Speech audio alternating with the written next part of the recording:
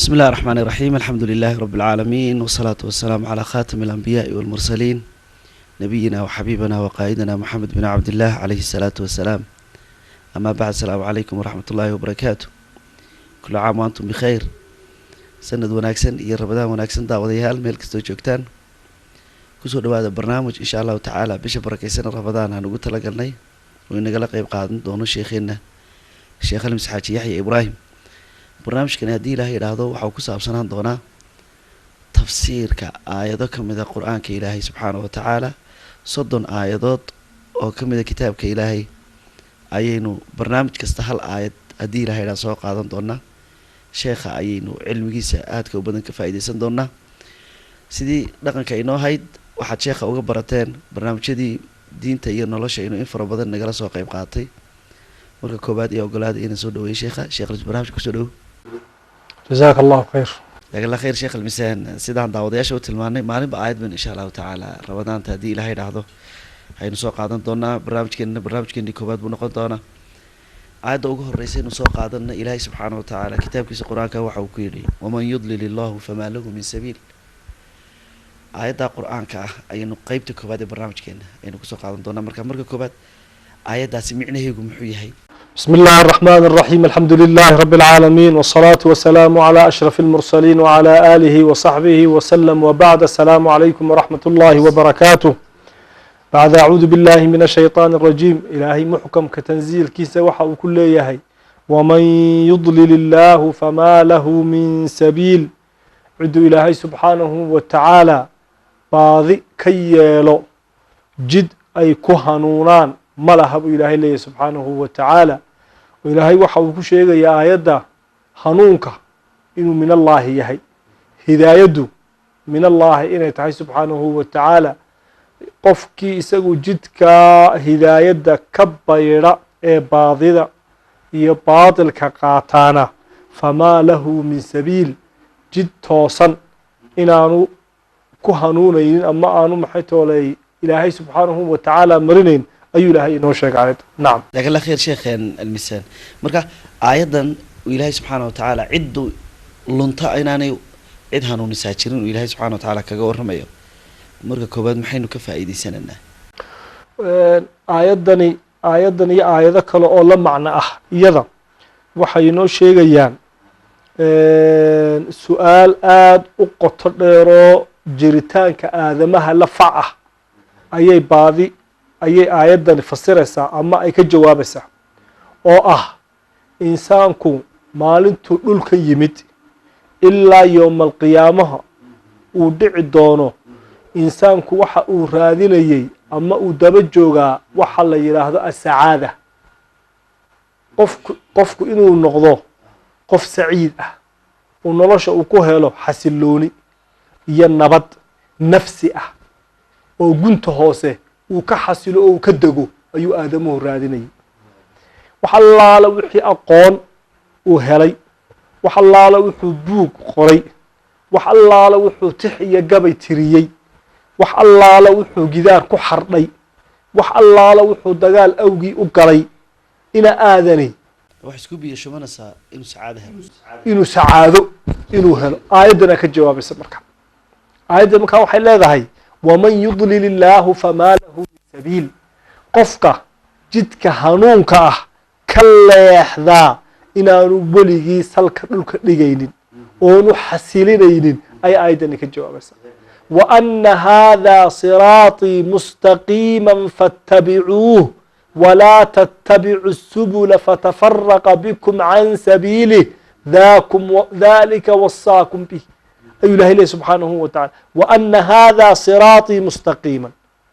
جد كيجي هنونك وإذين عديه هو توسيه راعة ولا تتبع السبل. جدتك كفر عما باطلك هالراعي بليه ذلكم وصاكم به لعلكم تتقون.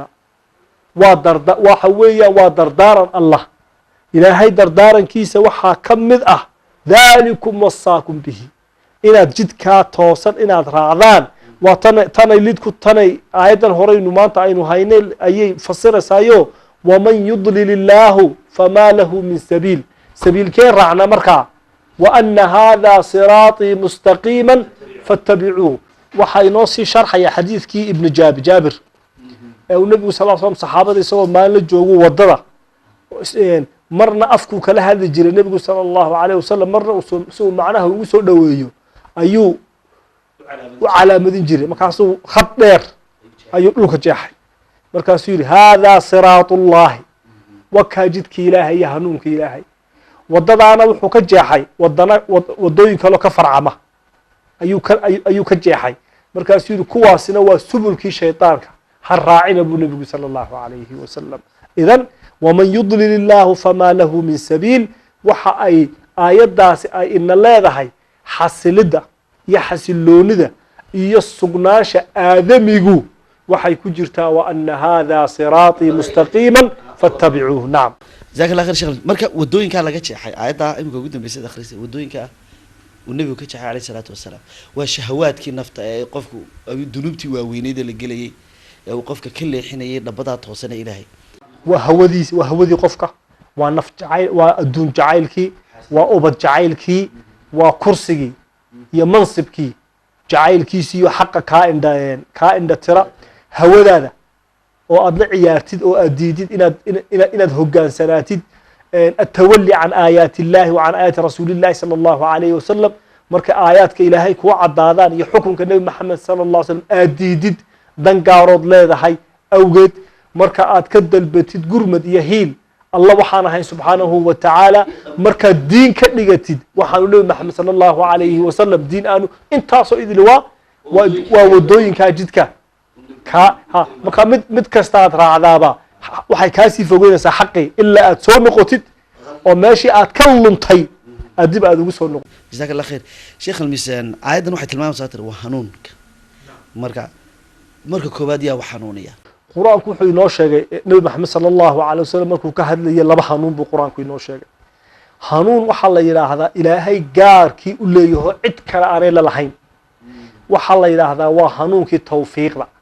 ilaahay sow kuma ducaysano ilaahu khayrkana waafaji, ilaahu khayrkana waafaji, waa tawfiiq.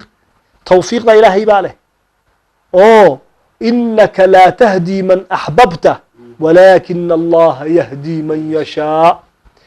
waxaa jira hanuun kale oo wax dhigid iyo wax barid iyo irshaad la yidhaha ilaa siraatin mustaqiim. marka nebi maxamed sala allahu alay wasalam iyo culamadii nebiga dhaxashay sala allahu alay wasalam iyo ducaadii diinta ilaahay faafinayay hanuunkii tawfiiqda ma hayaan. maxay hayaan? dadkiina u sheegaan jidkaasi waa jid haddii la maro lagu liibaano, jidka haddii la marona horteen baa loo maro waa lagu jabe, jidka wanaagsanna raaca, jidka xunna ka lexda. hadihi hiya alhidaaya. nacam, jazaak allah khayr. hanuunka iyo aadamuhu iyagoo xidhiir noocay leeyihin. marka qofka bini aadamka hanuunka qofka markuu soo dhasho adduunka yimaado ee uu samaysmobu ayuu hanuunka u bilaabmaya mise intaanu qofka sooba dhalanbe uu abuurmo caloosh hooyada ku abuuro. nabigeen wuxuu inoo sheegay sala allahu alayhi wasalam shay la yidhaahdo alfitra. alfitra xadiiskii saxiixa nabigu wuxuu inoogu sheegay sala allahu alayh wasalam kullu mawluudin yuuladu cala alfitra. ilmo kastoo dhashaa wuxuu ku dhashaa isagoo fitradiisu saliim tahay oo allihiisana yaqaana, addoon ilaahay inuu yahayna og. wuu sii wada nebigu wuxuu yidhi fa abawaahu yuhawidaanihi, aabbihii hooyadii baa yahuudi ka dhiga, aw yunasiraanihi ama kristan ka dhiga, aw yumajisaanihi ama ka dhiga kuwa dabka caabuda, ama maanta cilmaani ka dhiga, ama maanta liberaali ka dhiga, ama maanta shuyuuci ka dhiga, ama maanta qabyaalista cudur qaba ka dhiga. waalidku baa ka dhigaya maanta. haddii berigaa alyahuudiya walnasraaniya walmajuusiya ay caan ahayd, maantana jidad fara badan oo kale ayaa jiro oo waalidkii ilmihiisa uu ku beerayo. marka waalidka la leeyahayna waa bii'adu qofku uu ku korayey ayaa waraabinaysa inuu jidkii saxda ahaa in uu ka. marka marka la isla helo fitradii saliimka ahayd ee ilmuhu ku dhashay iyo hanuunkii iyo waxyigii ilaahay ka yimid, markaasi labadaasi markay isqabtaan ayuu iimaan ku dhashaa. fitradii saliimka ahayd hadday waxyi weyda ka war, waa geed yarood beertay, iniinta aad aastay way caafimaad qabtaa, laakiin maxay u baahan tahay biyo, maxay u baahan tahay ilays, maxay u baahan tahay ciid caafimaad qabta. hadday saddexdiiba weyda ka war طريق الآن بودي مناس fitradii saliimkiina wata fitradii saliimka ahayd qofku uu ku dhalanayo iimaankana hadduu waayo cid gacan qabato oo barto oo waxyigii ku hanuuniso oo agagaarkiisa istaagta wuu leexanayaa isaguna fitradii saliimka ahaa way burburaysaa nacam جزاك الله خير شيخ المسان مركا إريق هنون وامحي هنون سيان هنون كلفتي سوفها نوين كستون حق ورين سواشا كاوي دايا هذا هنون waa alhidaaya الهداية وين waa hidaayadii oo hidaayadii waa maxay waa tawfiiq ilaahay inuu ku waafajiyo inaad jidkiisa raacdid أي هنون لا يدهذا ood waxyigiisa aad rumaysid oo diintiisa aad ku dhaqantid waxa agtaada macna ku lahaana uu ahaado ilaahay agtiisa waxa macna ku leh subxaanahu wa ta'ala hada huwa alhanu weynaynta ilaahay macrifatullah ila taqaala macrifatu rasuulihi sala allahu alayhi wasalam iyo waxyigii nabi maxamed sala allahu alayhi wasalam uu la yimid inaad wada taqaana oo aad barata waa takhasus oo cid gaara barata laakiin in aad ku dhaqantidoo aad leedahay soodimo ku qabta marka aad waxyiga ilaahay subxaana waa ka hanuunku qofka aan hanuunsanayna waa qof bilaa dabar ah oonu waxyiga qabanayn oonu damiirkiisu qabanaynin wax kasta dabaalanay hada hanuun qofkaasi maasta naftiisii afara'ayta man ittakhada ilaahahu hawaahu afa anta takunu calayhi wakiil ka warrama nabi maxamed sala allah ka naftiisa iyo hawadiisa ilaah ka dhigtay ee hadba calooshiis la ciyaara iyo shahwadiisa la ciyaara afka naftiis waxay doonaysa uu yeelaya midina waa mid oranay arrinkan waa iga xaaraan kana waa ii xalaal arrinkan nabi maxamed sala allahu alayhi wasalam waa jeclaa idan hada hanuunku waa hadba inta uu qofku uu ku dhaqmo waxyigii nabi maxamed sala allahu alayhi wasalam uu u siday nacam عليه الصلاة والسلام لو سودي وهاجاك شيخ المسان جزاك الله خير آياتنا أي كوبادين وبرنامج كنا كوباد كسر قاعدني أن سؤال وجودهم بيسا بني آدم كمركو هنونه نفتي سوى أنفعيا أنت هن آخره ولا سجان نفتي سوى أنفعيا ومضي كلو أنفعيا وحقوق بنايا تطفر بدنا ما لك اللي يجوش كرادين إنسان المانتي مركا حريك كده حيقف كونه توصل هذا iyo mujtamac la nool yahay inuu horumara sidee bisku wixinayeen taariikhda marka la eego mar allaale marka uu faafo wax soo saarku iyo aqoontu iyo lacagtu iyo dhismuhu mar allaale marka intaasi aad u faafaan iimaanka yaraada bixukmi taariikh oo hataa islaamka taariikhda islaamka hataa qarnigii